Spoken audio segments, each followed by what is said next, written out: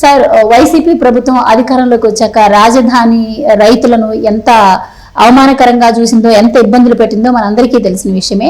అయితే 3-4 సంవత్సరాల పాటు విస్తృతంగా కూడా వాళ్ళు ఉద్యమాన్ని కొనసాగించారు. ఇక వాళ్ళ కష్టాలు తీరిన సందర్భం వస్తుంది, ఇంకా టీడీపీ గెలవబోతుంది అనుకుంటున్న టైంలో ఇప్పుడు కూడా రాజధానికి సంబంధించినటువంటి అక్కడ కరెంట్ బండిల్స్ ఇవి ఏవైతే ఉంటాయో అవి ఇప్పుడు రిజల్ట్స్ కు ముందు వైసీపీ ప్రభుత్వం హడావుడిగా తాళించేస్తుంది అని వార్తలు అయితే వస్తున్నాయి. అసలు ఎందుకు ఆ సామాగ్రిని తాళించడం జరుగుతుంది అంటారు సార్? ప్రభుత్వం అనేది ఒక ఉందాగా వ్యవహరించాలమ్మా. ఎప్పుడు ఏ ప్రభుత్వం అయినా సరే రాష్ట్రంలో అన్ని ప్రాంతాలు కూడా ఆ ప్రభుత్వ పరిపాలనలో ఉండే ప్రాంతాలే. అట్లా ఒక ప్రాంతంలో ఉండే సామాన్లు తీసుకెళ్ళి ఇక్కడ భూమిలో పాతిన పైపులు కూడా తీసుకెళ్ళి ఇంకో ప్రాంతంలో వాడుకుంటున్నారంటే కక్కిన కూడుని మళ్ళీ ఎత్తుకుని తిన్న పరిస్థితిగా కనపడుతుంది. ఇలాంటి ప్రభుత్వాన్ని గతంలో మనం ఇప్పుడు కూడా చూడలేదు. మీరు అన్నారు, ఇప్పుడు రాజధాని అమరావతి రైతులు 5 ఏళ్లగా పోరాటం చేస్తున్నారు. మంచి ఉధృతంగా పనులు సాగుతున్న సమయంలో ఈ ప్రభుత్వం మార్పిడి జరిగింది. ప్రజలు కూడా ఆశపడ్డారు.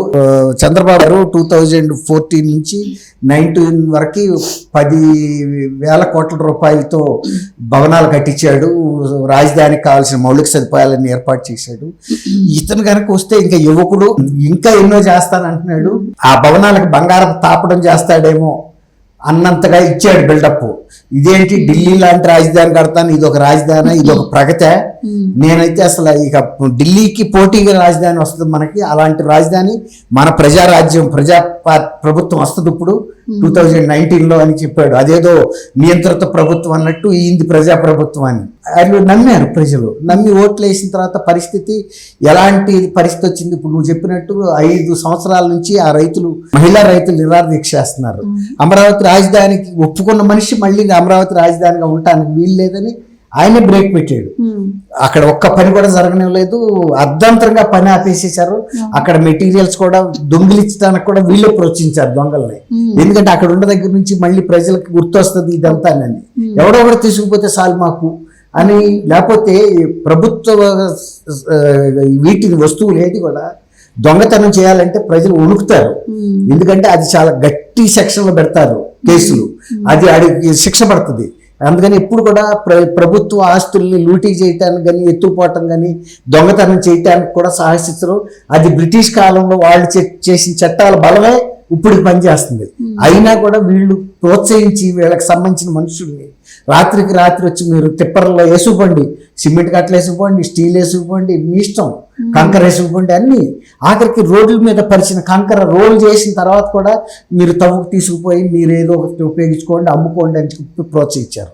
అందులో ఇంకో భాగంగా ఈ మధ్య కాలంలో just before elections Buggana Rajendranath Reddy గారి నియోజకవర్గం డోన్లో అక్కడే కొన్ని గ్రామాల్లో మంచినీటి సరఫరా పథకం అమలు చేయలేదని అసంతృప్తిగా ఉండి వీళ్ళకి వ్యతిరేకంగా ఓటేస్తామని వాళ్ళు బెదిరిస్తే వీళ్ళ దగ్గర డబ్బులు లేక అమరావతిలో పైప్ లైన్లకు మట్టిలో పూడ్చి, అంటే లైన్లు వేసేసిన వాటిని మళ్ళీ తవ్వి పొక్క లైన్లతో ఆ పైప్ లైన్లు బయటికి తీసి కొన్ని లారీల్లో వేసుకుని తీసుకుపోయారు.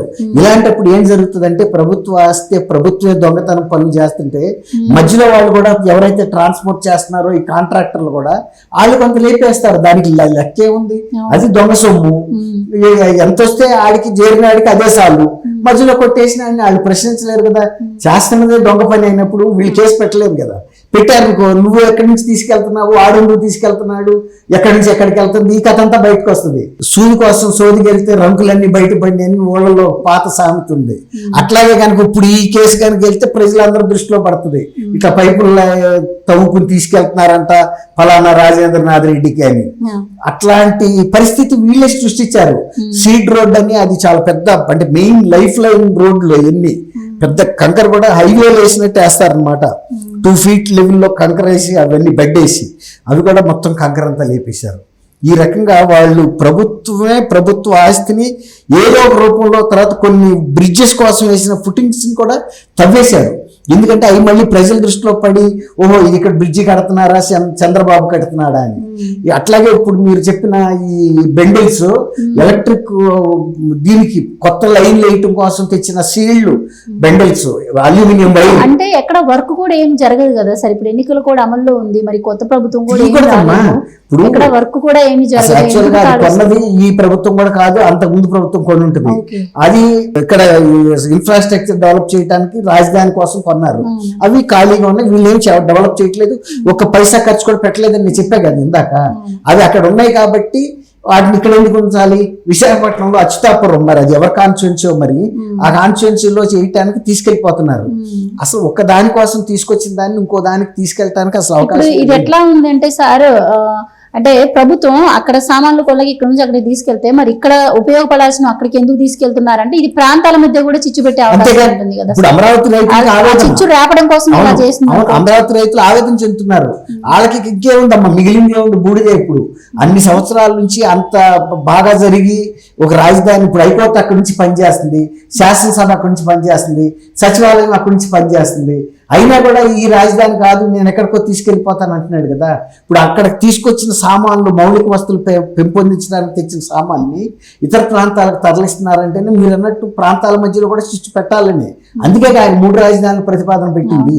కానీ 3 రాజధానుల్లో ఎక్కడ కూడా ఆయన ఒక్క బ్రిక్ కూడా పెట్టలేకపోయాడు. ఇప్పుడు ఈ బెండల్స్ తీసుకెళ్ళిపోతున్నారంటే కొన్ని, ఇప్పుడు ఇందా నేను చెప్పా కదా, సపోజ్ అక్కడ ఒక 50 ఉన్నాయి అనుకోండి, ఆ తీసుకెళ్లే క్రమంలో ఎవడో అవకాశం ఉన్న కాడ అధికారులు కొన్ని నొక్కుతారు, కాంట్రాక్టర్లు కొందరు నొక్కుతారు, ఎవరి లాభం ఆడిదే. అక్కడ జైలు చేరతాయి, దానికి ఏం లెక్కే ఉంది. ఇప్పుడు అనుకుంటే ఏంటంటే ఇంకో గొప్ప విషయం, అక్కడ కొన్నట్టు కూడా మళ్ళీ బిల్లులు చూపిస్తారు వీళ్ళు, అది డ్రా చేస్తారు. అర్థమైందా? అక్కడ కొన్నట్టు ఇవి కొత్తగా ఆర్డర్ చేసి కొన్నట్టు ఏదో ఒక బినామీ కంపెనీ పేరు మీద బిల్లులు రేజ్ చేసి వాళ్ళకి పేమెంట్ చేసినట్టు చేస్తారు. ఎంత దోపిడీ, దోపిడీ రాజ్యం, దొంగల రాజ్యం అంటారు చూసారా. ప్రభుత్వం కూడా అందులో భాగస్వామైంది. అది విషయం. ఇంటి వాడు ఎప్పుడన్నా దొంగలతో చేయి కలిపిన తర్వాత అంటారు కదా, ఇంటికి దొంగని ఈశ్వరుడైనా పట్టలేడని. ఇప్పుడు ఇంటి దొంగే ఈ పనులన్నీ చేయిస్తున్నాడు. ఇట్లాంటి నీచమైన ప్రభుత్వం ఎక్కడ ఉండదు, రాదు కూడా. ఎన్నుకున్న ప్రజలు కూడా వాళ్ళు చూస్తున్నారు ఇవన్నీ, వీళ్ళు చేస్తున్న చేష్టలన్నీ, దొంగ పనులు. తర్వాత పైప్ లైన్ తవ్వుకుని వెళ్ళటం ఎక్కడన్నా చూసారా? అందులో రాజధాని లాంటి అమరావతి, అక్కడ 3 ప్రధాన వ్యవస్థలు ఆల్రెడీ పనిచేస్తున్నాయి. ఆ పైప్ లైన్ తవ్వుకెళ్తే రేపు మళ్ళీ వాళ్ళకి నీళ్ల సప్లై ఎట్లా చేస్తారు? అసలు ఏం ఆలోచన లేదు. ఇక బుగ్గన రాజేంద్రనాథ్ రెడ్డి గారు డ్రోన్ నియోజకవర్గ కేంద్రమో లేకపోతే ఒక ఊరు ముఖ్యమా, రాజధాని ముఖ్యమా? అమరావతి నువ్వు ఒప్పుకోకపోవచ్చు, నువ్వు ఎన్నాళ్ళు ఉంటావు, రేపు 4వ తారీఖుతో నువ్వు పరిపాలన కూడా అక్కడ నుంచే కదా సాగింది. అదే ఇప్పుడు దాకా సాగింది. 5 ఏళ్ళు ఆయన మరి మారుస్తానన్న పెద్ద మనిషి ఇదిగో ఈ పండగ ఆ పండగ అన్నాడు, కానీ వైజాగ్ తీసుకెళ్ళింది లేదు రాజధానిని, పరిపాలన రాజధానిని. వాళ్ళు వైజాగ్ ప్రజలు కూడా కసి మీదే ఉన్నారు, ఇతను మాటల మనిషే కానీ చేతల మనిషి కాదు, ఇలాంటి వాటితో వేస్ట్ అని.